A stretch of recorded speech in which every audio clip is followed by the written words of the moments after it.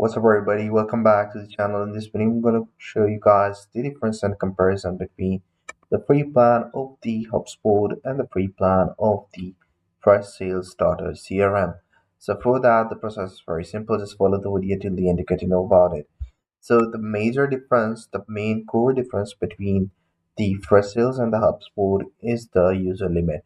So the HubSpot only offers 2 free users, while the uh, Freshsales offers 3 free users.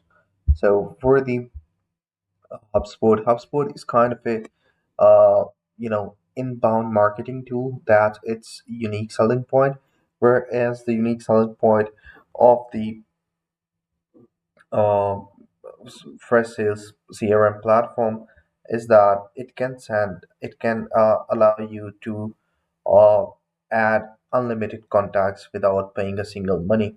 But there's a small catch among both of these.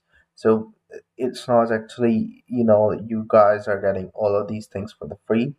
For the Freshsales platform, you won't be able to get any sort of the automations, any sort of sales analytics, and the reports in the free plan.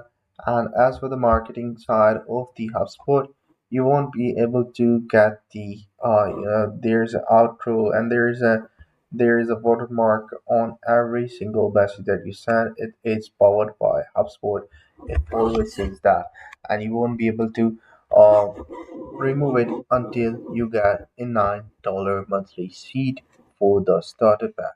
So this is the major comparison among the HubSpot and the Freshsales. I hope you find this pretty helpful. If you do, please consider subscribing to our channel. Take care. Bye bye.